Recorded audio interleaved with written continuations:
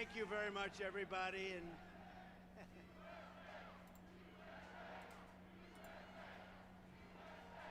thank you very much. A very big hello to North Carolina special place. You saw the other day my little granddaughter, she's named Carolina. This for a reason, because Lara, her mother is from here, and she's doing a fantastic job, a fantastic person. So it's great to be here and great to be back in this beautiful state with thousands of proud, hardworking American patriots, which is what you are. I want to thank very much Glenn Mosak and everyone at the Mosak Group for welcoming me today. This is a beautiful, fantastic place. And I must tell you, Glenn is the owner and the boss and all of that, and he grabbed me as I'm coming up. He grabbed me, sir, I want to just tell you something. He said, before tariffs, when you put those tariffs on, this was just a dead, empty building. It wasn't functioning. And you put those tariffs on, and now we're a manufacturing powerhouse. He said they were only importing product. Now they're making product, and they're making a lot of it. You see a lot of it here. That's a lot of product. And I know that. I've known that for a long time, and that's what we're going to be doing on a much, much larger scale. And our congressmen that are here and senators, a lot of people here. I'll just introduce a couple real fast, but I just want you to know that I couldn't have been more beautifully greeted when Glenn said that, because I've been trying to explain that to people. They don't understand it, but this was he called it an empty hulk, and now it's a thriving business. We're also joined by, thank you very much. We're also joined by congressional nominees. Mark Harris is doing fantastically well. No relation to Kamala Harris, I don't assume. No, he's not. No, I don't think so. You're doing very well. You're doing better than she is, I can tell you that, in the polls. And Pat Harrigan. Thank you. Good luck, Pat. Good. I heard you're both doing great. And of course, North Carolina GOP Chairman Jason Simmons, who's a fantastic job. I heard we had a great poll this morning. That was good. We're doing well. We've won North Carolina twice, and we got to win it one more time. And we win North Carolina, we're going all the way. Perhaps we go all the way anyway, but this is a very important place, a very important state, and I love it. And as the expression goes, we have family here, and we really do. I also want a big enterprise down the road at Lake Norman. Does anybody know of what I have? And it's been very, very successful. Trump National has been great right on Lake Norman, which is so beautiful. I wish I had time to go see it. I won't have time to even see it. I got to go in and out, but I'll be back. As you know, there have been 2 assassination attempts on my life that we know of, and they may or may not involve, but possibly do, Iran. But I don't really know, can't be sure, because in the first case in Butler, Pennsylvania, great place, and we're going back to Butler, by the way. We're going to go back and finish our speech. The FBI has been unable to open the 3 potentially foreign-based apps. And in the second case, the assassin had 6 cell phones in his car, yet the FBI has likewise been unable to penetrate their guard. Shouldn't be tough to do. They want to know, and I want to know, and the whole country and maybe the world wants to know, who is he calling? Who is he calling? In the old days, the FBI and the DOJ used to capture people before anything happened. In current days, the upper echelon of the FBI is all talk while they focus on the sitting president's political opponents. That's what they're doing. They spend so much time. We won the case in Florida. It's all a big scam. It's all against a political opponent, me, who's doing better in the polls than anybody else, and should be hopefully able to recapture the presidency in 41 days and make our country great again. But all they focus on is their political opponent, but they must get Apple to open these foreign apps, and they must get Apple to likewise open the 6 phones from the second lunatic, who's a lunatic, and open them immediately, because we have a lot at stake. Whether it's me or any other former president, they break into apps all the time. They had no problem breaking into the apps of the J6 hostages. They broke into those apps. And they could be Iran-based. They could also be something else. But we'll never know until they're opened, and they got to get them opened. And really, why is it that the father of the shooter in the Butler instance has one of the best and most expensive lawyers in the entire state of Pennsylvania? How did he get to this expensive lawyer, big law firm, the biggest in Pittsburgh? Where did he get this big law firm from? It's sort of strange. If I were president and a former president and a leading candidate, I'm the leading candidate by far to be the next president. And that leading candidate was under threat. If I was president and the candidate was under threat, any candidate, Republican or Democrat, and by the way, I want to thank the Democrats because they just increased funding for the Secret Service, who worked very hard. They increased funding for the Secret Service, and nobody will believe this. It was a unanimous vote. Republicans, every single Republican, every single Democrat present voted in favor. That was the first unanimous vote we've seen in a long time, and that's to increase the funding of the Secret Service. So I thank everybody in Congress. But if I were the president, I would inform the threatening country, in this case Iran, that if you do anything to harm this person, we are going to blow your largest cities and the country itself to smithereens. We're going to blow it to smithereens. You can't do that. And there would be no more threats. There would be no more threats. But right now, we don't have that leadership or the necessary people, the necessary leaders. We have 2 people, not one.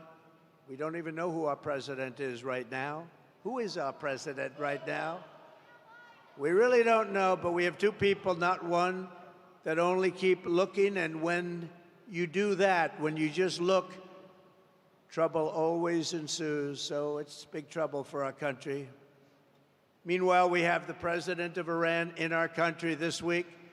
We have large security forces guarding him, and yet they're threatening our former president and the leading candidate to become the next president of the United States. Certainly a strange set of circumstances. Around the world, our enemies are desperate to prevent Donald Trump from returning to the White House because they know I will make America great again. They don't want that. 4 years ago, our country was feared and respected, and our country will soon be feared and respected again. We have to have that. And that's why we all need to pull together to thwart these attempts and to bring back American strength, power, and prestige. We will soon have it back. No threat will shake me. No enemy will intimidate me. And I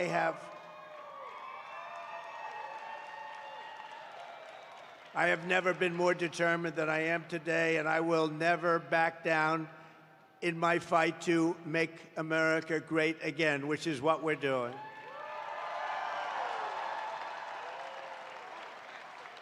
So I want to make that statement because we are under threat. I have been threatened very directly, and I appreciate the agencies that we've been meeting with, but we've been threatened very directly by Iran.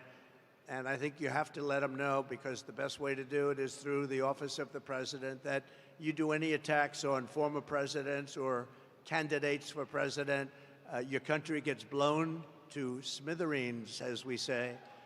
41 days from now, we are going to win the state of North Carolina. We are going to defeat Comrade Kamala Harris, and we are going to take back our country. We're going to take it back. Yesterday, I was in Georgia, a great place, to outline my plan for an American manufacturing renaissance. That's what we're doing. We got tremendous reviews on that speech. Now today, Kamala Harris is supposedly announcing her so-called plans to support manufacturing and wealth creation. Why didn't she do it 3.5 years ago? They've done nothing. Why didn't she do everything 3.5 years ago? She's been there for almost 4 years, and she didn't do it. She didn't create wealth. She destroyed 22% of the value of every dollar in your pocket and jeopardized us in front of the remaining portions of the marketplace. And the world's reserve currency is under siege right now. A lot of people think we won't have the reserve currency. If we lose that, that's like the equivalent of losing a war. We will have it. If I'm elected president, we will have the world's reserve currency in better shape and order, and every country will follow it. And if they don't, we will put tariffs on that country, and we won't trade with that country. And they will then call us and say, we would love to have you continue to be the world's reserve currency, sir. So easy. It's so easy, but you need the right messenger. You need the right messenger. She didn't support domestic manufacturing. She killed 24,000 U.S. manufacturing jobs. In the last month alone, we lost 24,000 jobs. You know, there is a reason for the interest rate cut from the Fed. Big part of that reason is that our economy is doing really, really badly. Kamala goes to work every day in the White House. Families are suffering now. So if she has a plan, she should stop grandstanding and do it. Just do it. You have a few months left. Do it. Do it. You have plans for the border? Do it now. You know, you don't need anything at the border. All you need is the President of the United States to say, the border is closed. I didn't have anything. I had only a good thought process. I closed the border. I built hundreds of miles of wall, and I got Mexico to give us thousands of soldiers to guard our country so people didn't come in. And we had the safest border in the history of our country. I didn't need to have a document. I was president. I said to the Border Patrol, nobody better than the Border Patrol and ICE and all of the rest, law enforcement in this country, of which I have the endorsement of almost every single law enforcement group. But Kamala should have closed the border years ago, and we wouldn't have hostile takeovers of Springfield, Ohio, Aurora, Colorado, where they're actually going in with massive machine gun type equipment. They're going in with guns that are beyond even military scope, and they're taking over apartment buildings. They're taking over real estate. They're in the real estate development business. Congratulations. These are, in that case, people from Venezuela, young street gang members that were sent here by the Venezuelan government. You know, crime in Venezuela is way down. Crime all over the world is way down, except here. I was right in the debate when David Muir kept interrupting me over and over and over again. And he said to me, when I said crime is way up, it's rampant because of what's happening in our country. And he said, no, crime is not up. That's a mistake. Crime. Well, the following day, the Department of Justice announced the crime figures up 44%, up much more than that in certain categories. But I haven't gotten an apology. No vice president in history has done more damage to the United States economy than Kamala Harris. She has no idea what she's talking about on economy or really on anything else. If you watched Oprah the other day and you watched those answers, you wouldn't even be thinking of her for president of the United States, because we had 4 years of that, and our country can't take 4 more years of that, I can tell you. But twice she cast the deciding votes that caused the worst inflation in maybe 100 years. She abolished our borders and flooded our country with 21 million plus illegal aliens. They came in from all over. Think of it. They came from prisons and jails.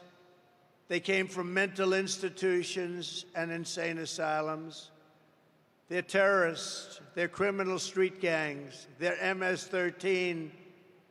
We took millions of people like this into our country, and we're going to get them out, and we're going to get them out fast, I can tell you. No country can survive that. No country can survive it. But ask yourself, is anything less expensive than it was 4 years ago?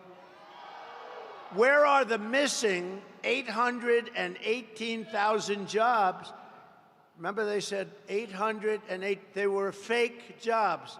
And they thought they'd be caught, but they thought it was going to be after the election, not before the election. They had a leaker, thank you, Mr. Leaker. They had a leaker who leaked the fact that they falsified the numbers. Nobody talks about it. The press refuses to write it. We don't want to hear Kamala's fake promises, even something like she worked very long and hard hours over French fries at McDonald's. She'd never worked at McDonald's. It was a fake story. It was a fake story. The press now refuses to write it because it's so, you know, there's a very simple one. She said she worked at McDonald's and she didn't.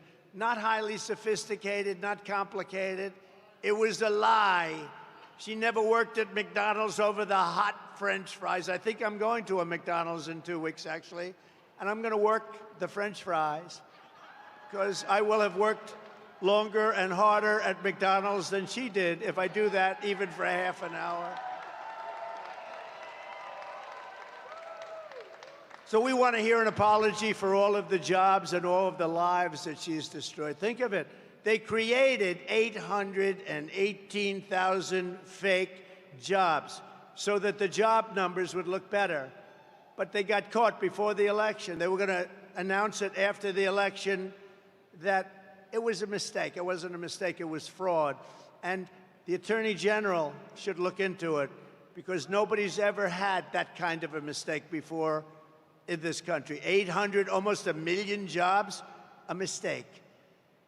But she got caught. So I just, sometimes these whistleblowers and leakers are okay with me. Kamala Harris is a one-woman economic wrecking ball. And this November, the people of North Carolina are going to tell her we've had enough. We can't take it anymore. Kamala Harris, you're fired. Get out. You're fired. You did a lousy job as vice president. Look, Joe is the worst president in the history of our country. Jimmy Carter is the happiest man because the Carter administration, by comparison, was totally brilliant.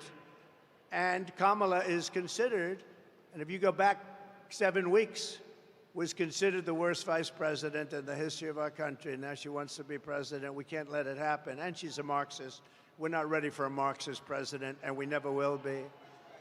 North Carolina was once the beating heart of American manufacturing. I know it very well. I was here many times to buy furniture for buildings. I'd come and I'd look, and there was nobody like the craftsmen of North Carolina. It was filled with companies like this one and known everywhere for its incredible craftsmanship and skill.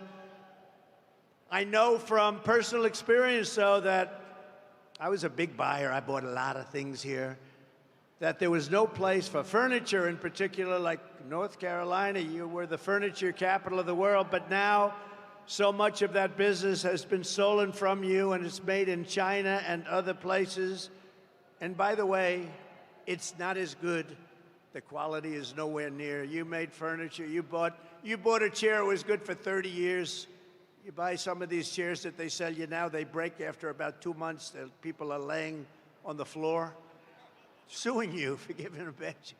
Then on top of it all, our government keeps them out. Then on top of it all, you get sued because they fell out of a chair at a hotel. Boy, oh boy, you made the best product. You made the best furniture. After the twin betrayals of NAFTA, which I ended, and China's entry into the WTO, World Trade, North Carolina lost over 300,000 manufacturing jobs quickly, including 60% of its furniture manufacturing jobs, and that number was going up until I came along.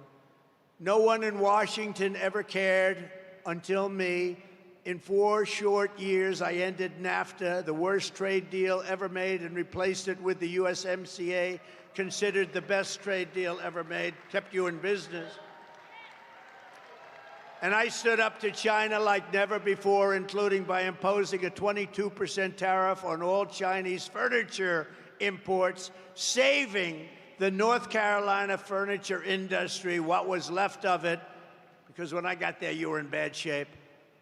But I saved the rest of the industry from total obliteration, just like Len said here. This building was an empty hoaxer until you put tariffs on, and now it's thriving. And a lot of people working here. It's a beautiful, beautiful site, beautiful place, great-looking product. Almost overnight, we reduced Chinese furniture imports by 25%. And I just want to say to North Carolina, you're welcome. Get out and vote for Trump. That's all I ask. I don't ask much. Vote for Trump, right? These beautiful women are from North Carolina.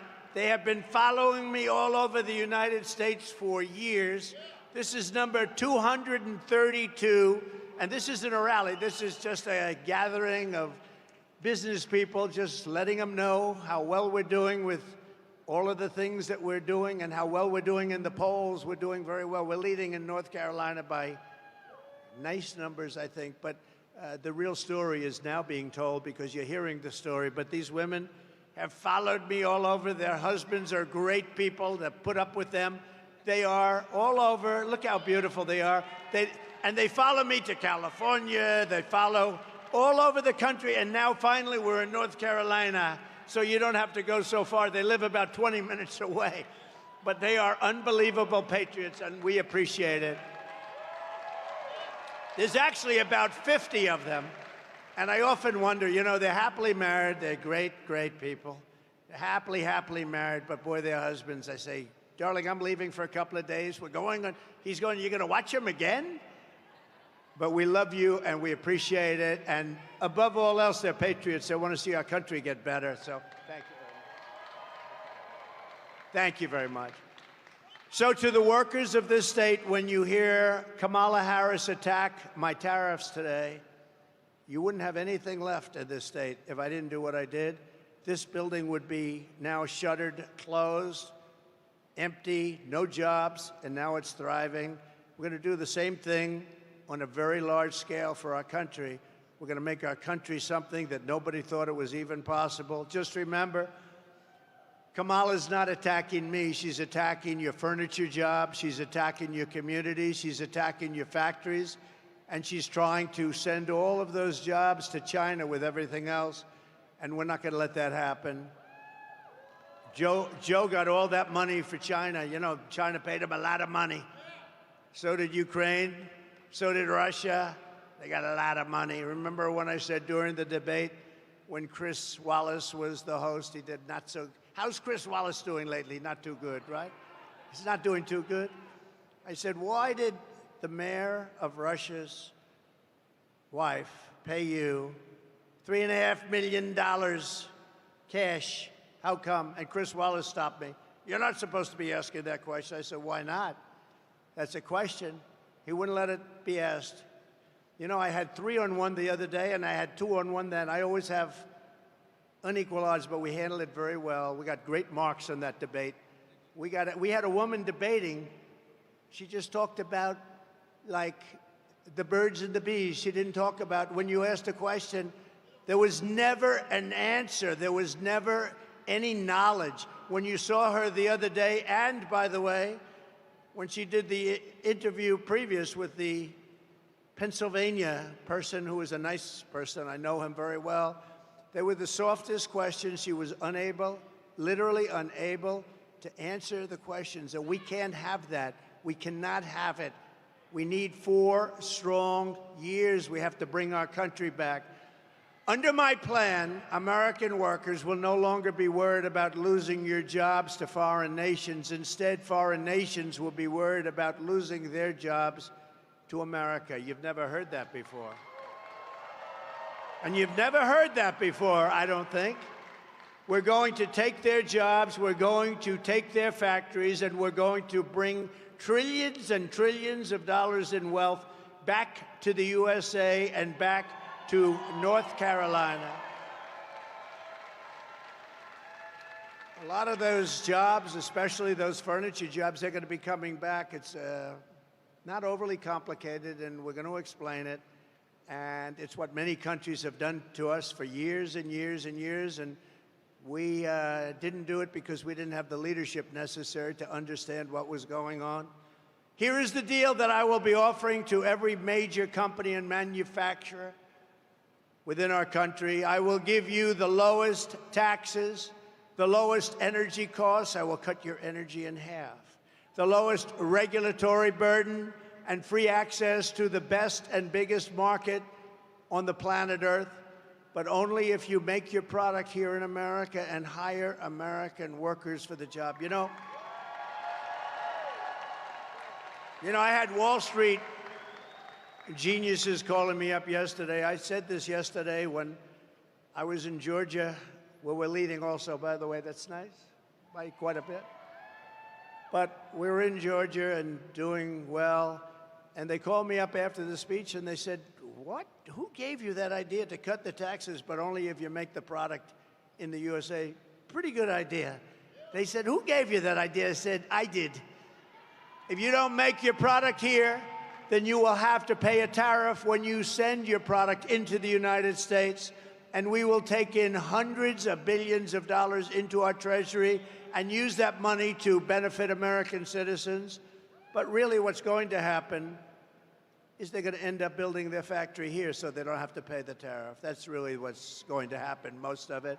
But when they don't, we're going to take in a lot of money. Every once in a while in business, you'll look at a company and say, how is it possible that I can buy this company? This company's great. Happens. I've had it happen a lot. Actually, I've done a lot of them.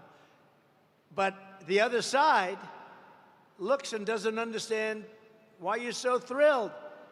And that's the way I view the incredible potential of the United States. This is a profit-generating machine that's been horribly run by either corrupt or very stupid politicians. And it's been allowed to be dissipated, absolutely dissipated. But it's like a company that you see it, you buy it, you change it, and you make a fortune. And oftentimes the seller of those companies will come back to me and come back to others and say, why the hell didn't I see that? Happens. I've had a lot of jobs like that. You take it and it becomes a tremendous success. And the seller would call me and say, congratulations, I never saw what you saw. You know, they talk about the paperclip. The paperclip is a very simple thing. A lot of people say, gee, why didn't I think of that? The United States of America is going to be, by far, the most successful country anywhere in the world, and that's what we're going to do. We're going to do things that nobody will believe, and it's so simple, and it's going to happen fast. We're going to do great things for the citizens of our country. We're going to make an absolute fortune for the American people. I think it's okay to say that. It's about time, because we've been given and giving away our country to foreign countries for so long. They've been ripping us off for so long. And now it's going to be the exact opposite. And we're not going to rip them off. We're just going to take back what was ours and then some. The centerpiece of my plan for a manufacturing renaissance will be a 15% made in America tax rate. You have to make it in America. So the tax rate is going down to 15% if your product is made in America, like this product is made in America. So I brought the business tax rate from 39% to 21%, the biggest decrease, biggest cut in taxes in the history of our country. And people said that that was impossible to get done, but I got it done, and I got it actually passed in Congress, so it cannot be changed easily, even though they want to change it and raise it way back up and lose all your jobs. If she gets in, they're going to want to make it 38, 40, maybe even 50%. I got it done. I got it approved in Congress. And we did more business and created more jobs during that period than at any time in our country's history. Now I'm taking it a step further. We're going to bring the 21% rate, which everyone said we could never get, down to 15%, but only if you manufacture your product here in the USA, just like you did when you were the furniture capital of the world. That's why those furniture companies, and you still have your craftsmen here, unfortunately, they're doing other jobs that they don't want to be doing. They love making furniture. I know the furniture guys. They don't want to be doing other jobs. They want to be making furniture. They're artists. Those people are going to be coming back into the furniture business. Then, next, I'm imposing tariffs on your competition from foreign countries, all these foreign countries that have ripped us off, which stole all of your businesses and all of your jobs years ago and took your businesses out, so that now they won't be able to compete with North Carolina or businesses in any other state in our once great country, soon to be greater than ever before country. All of your furniture makers are going to come back and come back bigger and stronger and better than ever before. They're mostly gone. They're all coming back. This is why people in countries want to kill me. They're not happy with me. It's a risky business. This is why they want to kill me. They only kill consequential presidents, remember that. But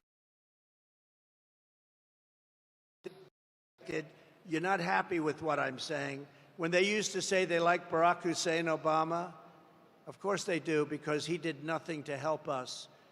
When they like Biden, who doesn't know he's alive, of course they like him, because he does nothing to bring your businesses back. He lets the world rob our country, the robber barons. He lets them rob and steal from our country, and most importantly, he lets them take our jobs.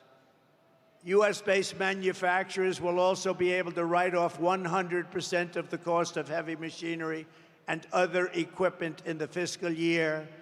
So you got the greatest thing in the world. You're going to have protection from them coming in, because we're going to put on from 50 to 200% tariffs. You're going to be protected. Your companies are going to come in. They're going to pay a low tax rate and a really low tax rate if they make their product in America, which is what we want to do, because we're creating jobs like no other country would be able to create jobs. By contrast, listen to the deal that Kamala Harris is offering to companies to keep jobs in America. First, the tax queen, they call it the tax queen because she's a big tax raiser, is demanding a 33% tax hike on all domestic production. That means those companies are leaving. That's all it means. You know, these are companies that are smart, and they owe it to their shareholders or their families or whoever owns the company. They'll leave. They have to leave. So she wants to increase their taxes. They're already leaving, and she wants to increase. That means they're gone. Do we agree, North Carolina? The ladies of North Carolina agree. That's not a tough one, though. You've had tougher questions than that. No, she wants to raise the taxes on businesses, so now they can all leave. Next, she wants the largest capital gains tax in the history of our country. And then she is promising a brand new wealth confiscation tax, or unrealized capital gains tax. In other words, unrealized. You know what that means? That means, you know, a lot of people are rich, but they don't have cash because they're spending it in their business and other things. That means they're going to have to sell their business in order to get cash, because she's taxing you and you haven't done anything. The only one going to make a lot of money are going to be the appraisers, the accountants, and the lawyers. That will drive our country into a depression like in 1929. In addition, Kamala is shutting down power plants nationwide, causing electricity prices to soar by more than 100%. You know, your energy costs are much too high right now. and she's going to be lifting them by at least 100%, and she'll close down all fracking and all fossil fuel development. She's been saying it for years. So she had 15 different policies that she's changed. And over the years, I've been, into politics, but mostly on the other side, like writing checks for politicians. Campaign contributions, extremely legal, but I've been on the other side, campaign contributions. And I've seen on occasion a politician make one change in policy, maybe two. She's made 15.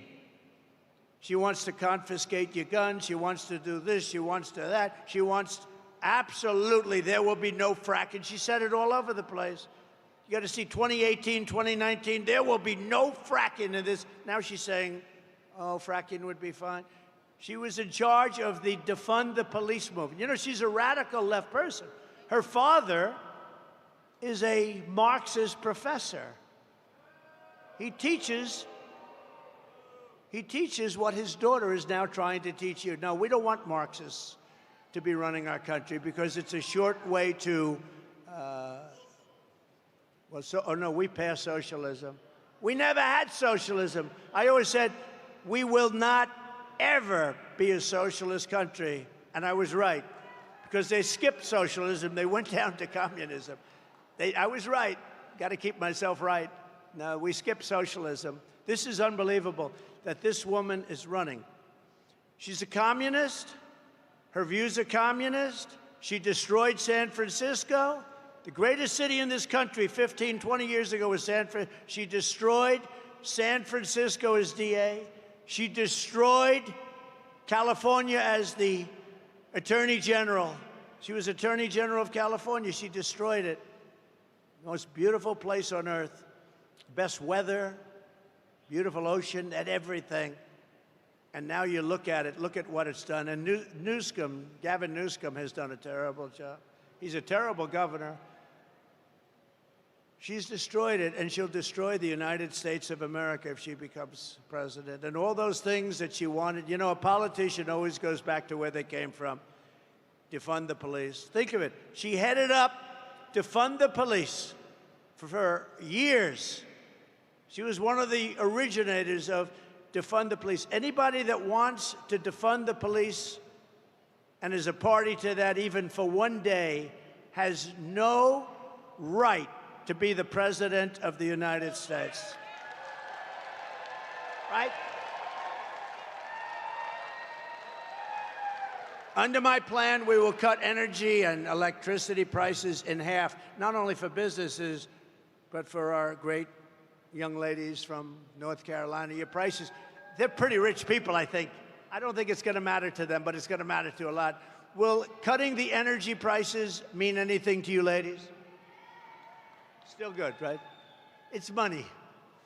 But we're going to cut it in half, not only for your businesses, but for everybody. Within 12 months, we will double our electricity capacity to compete with China and other countries on artificial intelligence. People don't know the AI, artificial intelligence, is a big thing. Everybody wants it. China's already building massive electric plants. To be able to compete, you need more than double the electricity that you already have in this country, or you can't compete. It is an electricity-eating monster. And we're going to be able to do that, and we'll be more than able to compete.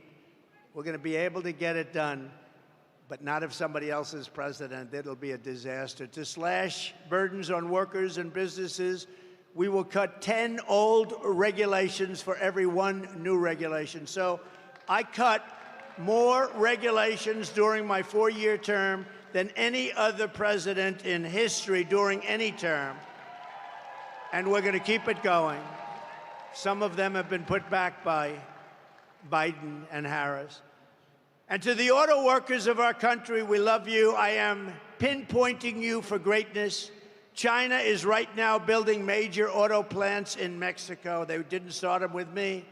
They knew that it wasn't going to work with me. As soon as I left, they started building. And they think they're going to sell their cars into the United States and destroy Michigan, South Carolina, North Carolina, Georgia, a lot of other places where they make autos or auto parts. And it's not going to happen. We will put a 100% tariff on every single car that they want to come across our border, and tell them only that they'll get rid of the tariff under one circumstance: if you build your plant, not in Mexico, but into the United States, and use our people as your workers. I will bring automobile manufacturing back to the highest level in the history of our country. We will be like it was 50 years ago, when there was virtually nobody else to compete with us. We're going to bring back the automobile manufacturing at a level that we haven't seen before in many, many years, maybe never. Vote Trump, and you will see a mass exodus of manufacturing from China to Pennsylvania. You haven't heard that too much. From Germany to Georgia, from South Korea to North Carolina, you're going to see a tremendous exodus the other way. You haven't seen that. We were getting ready to do it, and then a lot of bad things happened. We did much better, by the way, in the election of 2020 than we did in 2016.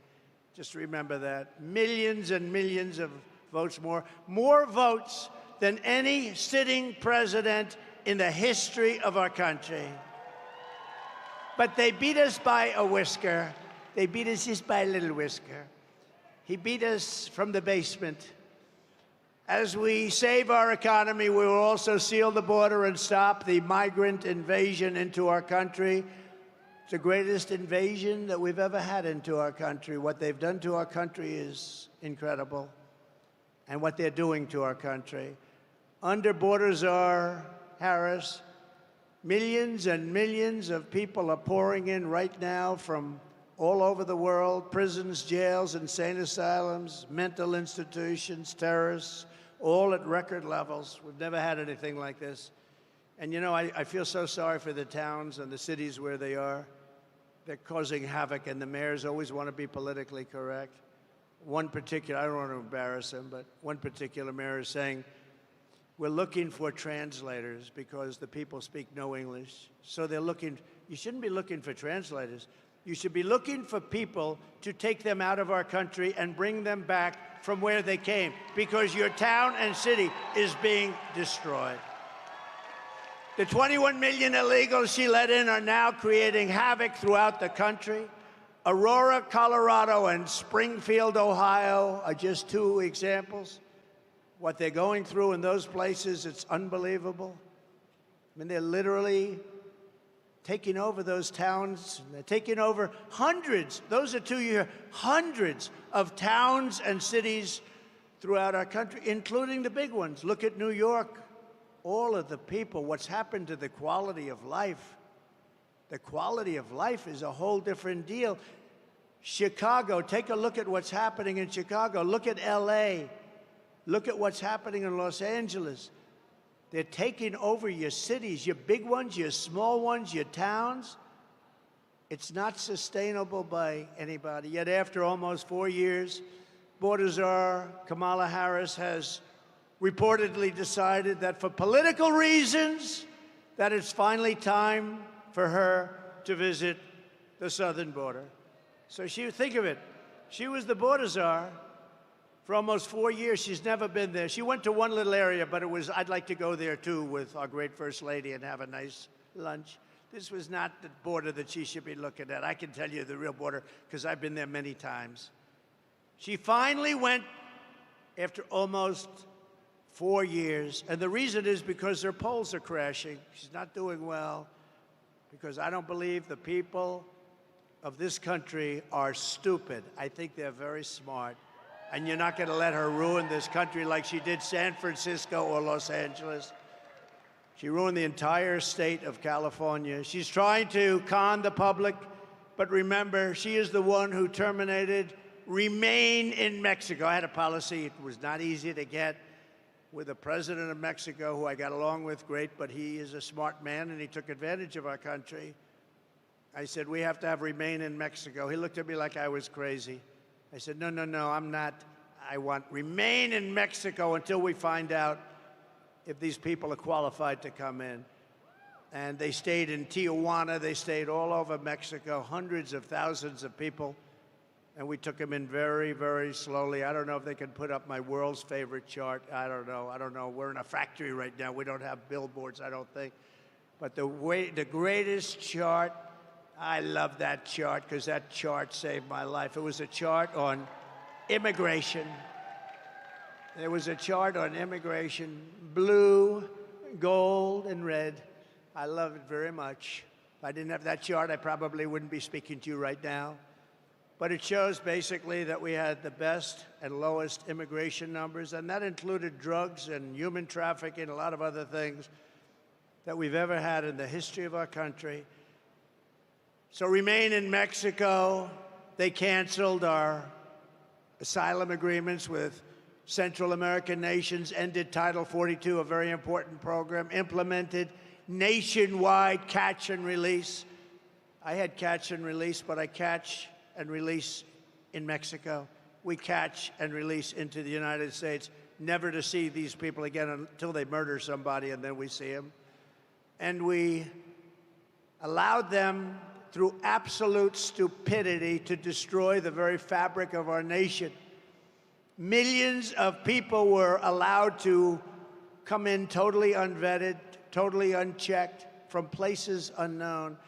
I was with Tom Homan recently. He told me that the last check was they came in from 168 different countries.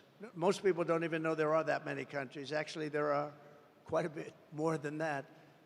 168 countries were represented with illegal aliens coming in.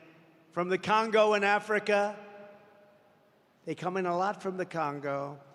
From jails in the Congo, they opened their jails. From South America, Venezuela, all of the countries, they're letting them out of their prisons and jails. They're letting them out. Their jail population's way down. Their mental institution population, but this is all over the world. They come from the Middle East. They come from Asia. They come from parts of Europe. They come into our country. Many of them are major, major criminals, murderers. When Kamala speaks about the border, her credibility is less than zero. I hope you're going to remember that on Friday when she tells you about the border. Ask her just one simple question. Why didn't you do it 4 years ago? Why didn't you do it 4 years ago? They've got very little time left, thank God. Very little time left. Why? That's all you have to do. I give this to the fake news media because they don't cover it properly. They don't even talk about the border. Say, why didn't you do it 4 years ago when you first came in? Why are you waiting 3.5, almost 4 years? Kamala's migrant invasion has particularly devastated the black community and the Hispanic community, including all of the people, the jobs, what they've done. The jobs are going to illegal migrants that came into our country illegally. Our black population all over the country, our Hispanic population, are losing their jobs. They're citizens of America. They're losing their jobs. Most of the jobs that were created in our country, and all of the jobs, almost all, were bounce back. They came from me. Bounce back. Every pandemic has a big bounce back at the end of a pandemic, and we had a very quick bounce back. And we did a great job on the pandemic. Never got the credit I got for the military. We rebuilt it. We beat ISIS very quickly, very rapidly. They said it was going to take 5 years to beat ISIS. ISIS was defeated in 4 weeks. Our military is great. And outside of some of the people on the top, I know every one of them, outside of those people, our military is not woke. You could put some of these people into a room and scream at them for 2 years, and they'd walk out of that room. They wouldn't be woke. We have a great military, and they proved that with the defeat of ISIS. So last month, American-born workers lost 1.3 million jobs. This is last month. And of the 1.3 million jobs, migrants, illegal people that came in illegally into our country, got 635,000 jobs. They got more jobs than anybody else. The black population and the Hispanic population is being devastated by Biden and Kamala Harris, by these millions of people that are coming into our country. And unions will be next. You watch. The unions are going to be devastated by this. And I've been right about everything. You know, they have a hat. Trump was right about everything. I actually was right about everything, right? In the Republican Party, which has become the party of common sense, we believe that American jobs should go to American citizens, not illegal aliens. We believe that strongly. And that's one more reason why we begin the largest deportation operation in American history, starting with the criminals, the murderers, the drug dealers, the people from prisons. We're going to get them out of our country. We're going to get them out fast. The terrorists. We have record numbers of terrorists. In 2019, Border Patrol reported not one terrorist came into the country under the Trump administration. I don't even believe that could be possibly correct, but that's what they say, 0. Over a period of years, they said 11 came in. Let me tell you, right now, we have more terrorists coming, thousands, coming into our country than we've ever even thought possible. And these are rough terrorists. These are the real deal. And only bad is going to happen. Starting on day one, we will end inflation and make America affordable again. We will have no tax on tips, no tax on overtime, and no tax on Social Security for our great seniors who have been devastated by inflation. Our seniors have been devastated by inflation. We're going to have no tax on Social Security for our seniors. If any senior doesn't vote for Trump, we're going to have to send you to a psychiatrist to have your head examined. And while working Americans catch up, we're going to put a temporary cap on credit card interest rates at 10%. People are paying 22%, 25%. It's not fair. We're going to put a temporary cap at 10%. I will settle. The war in Ukraine, oh, what a problem, what a horrible. This is a war that would have never happened. October 7th in Israel would have never happened. But I will end the chaos in the Middle East quickly. And I'm the only one that's going to do this. We have never been so close to World War III as we are right now. We are so close.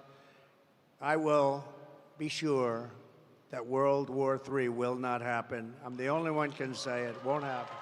But you're very close, and that'll be a war like no other, because I always say it's not going to be 2 army tanks, 2 tanks, which, by the way, our country wants to convert to electric. I'm not going to let that happen. They want electric tanks. They don't work well.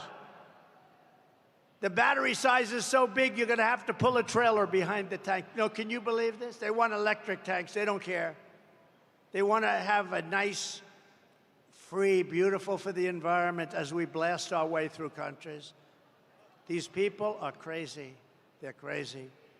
You know, they want electric trucks, even though a diesel-fueled truck can go from New York to Los Angeles with plenty of fuel left over. An electric truck, which weighs 2.5 times as much because the battery is so heavy, which takes about half of the payload, in addition to the battery itself, takes half of the payload. It has to stop approximately 6 to 7 times. In the Midwest, you just saw Biden, they built battery chargers, 8 of them. They spent $9 billion on 8 chargers. It's not going to work. And I'm all for electric. And I like Elon Musk. Elon gave me a tremendous endorsement, a very heartfelt endorsement. He feels that if I'm not elected, this country is finished. And he makes a great car, Tesla. He makes a great, great car. But you know what? If people want a Tesla, I think it's great. But they also want to have gasoline-powered cars, which is an advantage for our country because we have more gasoline than any place else. We have more liquid gold under our feet than any place else. If they want a hybrid, and nobody understands that better than Elon Musk, and he makes a great product, but not everybody wants that. They want to have choice. These people want you to go all electric within a very short period of time. Will never work. It'll never be accepted, and it's not being accepted. I will terminate that mandate on day one. Look at the war in Ukraine, and I think it's something we have to have a quick discussion about because the president of Ukraine is in our country, and he's making little nasty aspersions toward your favorite president, me. But take a look at the war happening right now in Ukraine. It would have never happened if I were president to start off with. And there didn't even have to be a settlement. It wouldn't have happened, period. Russia wouldn't have gone in. I spoke to Putin about it a lot. I got along very well with Putin. I spoke to him a lot. You know, I was the one that ended the pipeline, Nord Stream 2, in Europe going to Germany. And he said that was a bad thing. That was the biggest job. Then they say how nice I was to Russia. No, I wasn't nice, but we got along. We had a good relationship, which is a good thing, not a bad thing. But what's happening in Ukraine is a very serious matter. Let's say we did settle, and a deal would have been made with Russia years ago, 3 years ago, before it all began. And we could have made a deal easily. Could have made it easily. If we had a president who was intelligent, we could have made a deal easily. But what do you have left now? Right? 3 years of horrible fighting. The country is absolutely obliterated. Millions and millions of people, including all of these great soldiers, they're dead.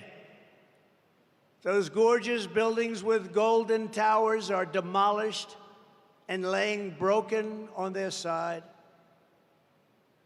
And you'll never see that kind of a town or city again. Can never be duplicated. They're all demolished other than Kiev. You'll never be able to rebuild the cities or towns the way they are. Impossible to do. They were thousands of years old. And just think about it. Just 3 years ago, you had a beautiful civilization. Millions of people that were living that are now not with us any longer.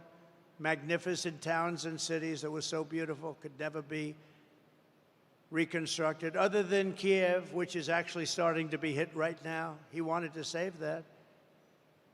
Most of the country is gone. The heritage is gone. So many people are dead. Many people have left for Poland, for Hungary, and for other places, never to return. And that includes many, many Russian soldiers are dead.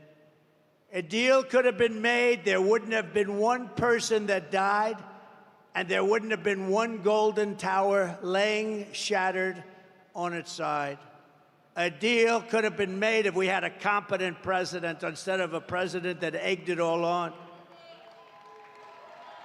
And Biden and Kamala allowed this to happen by feeding Zelensky money and munitions like no country has ever seen before. Every time he came to our country, he'd walk away with $60 billion. He's probably the greatest salesman on earth. But now, Ukraine is running out of soldiers. They're using young children and old men because their soldiers are dying and other things are happening to them that we won't even discuss. So many are badly injured. And what do you have? What deal can we make? What deal can we make? It's demolished. The people are dead. The country is in rubble. And who are these people that allowed this to happen? Who are these people? I said, don't let it happen.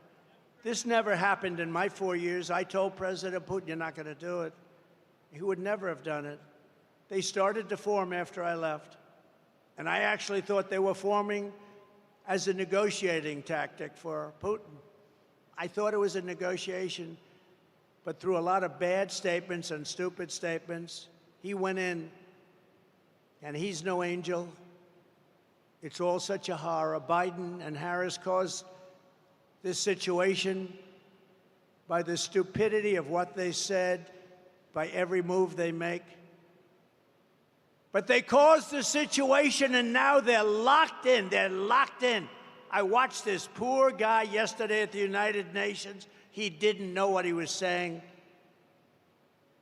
They just don't know what to do. They're locked into a situation. It's sad. They just don't know what to do because Ukraine is gone. It's not Ukraine anymore. You can never replace those cities and towns, and you can never replace the dead people, so many dead people.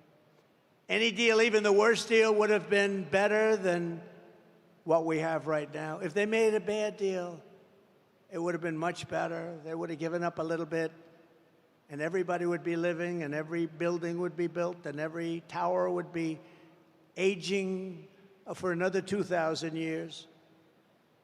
And it will only get worse with these people. With Kamala she doesn't know what she's doing. More people will die. More cities will fall. The ones that fell will continue to receive more and more bombs. They'll be broken up asunder, worse than they are right now. Nothing is standing. The crops are dying. There's really nothing for the Ukrainian people to move back to. And it didn't need to happen. Those buildings are down. Those cities are gone. They're gone. And we continue to give billions of dollars to a man who refuses to make a deal, Zelensky. There was no deal that he could have made that wouldn't have been better than the situation you have right now. You have a country that has been obliterated, not possible to be rebuilt. It'll take hundreds of years to rebuild it. There's not enough money to rebuild it if the whole world got together. They're not going to be satisfied until they send American kids over to Ukraine, and that's what they're trying to do. And the moms and dads of America don't want their kids fighting Ukraine and Russia, and we're not going to have our soldiers die across the ocean.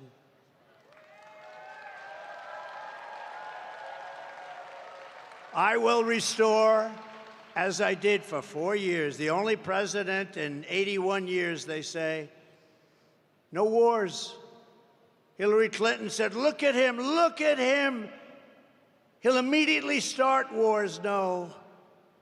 Then she said, look at his rhetoric. He's going to start wars. I said, no, my rhetoric is going to keep us out of wars. And that's what happened. I kept you out of wars.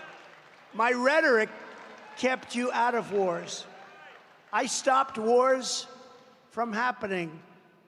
If it were somebody else, they would have gotten 5 Nobel Prizes. I never even got a mention, and I wouldn't, because I happen to be a different kind of a person, and the fake news treats me much differently than they treat other people. Obama got a Nobel Peace Prize, and he didn't even do it. He said, why did I get it? He had no idea. It was immediate as soon as he walked into office, practically. He didn't do anything. What I've done is incredible. The Abraham Accords alone, incredible. But they haven't done anything with it. We would have had every country just about in the Middle East signed into the Abraham Accords, but the Abraham Accords brought peace. We would have had total peace in the Middle East. But I don't care about that. With the Nobel Prize, I had so many people, you should get the Nobel Prize. I said, don't worry about it. They don't get the Nobel Prize to certain people.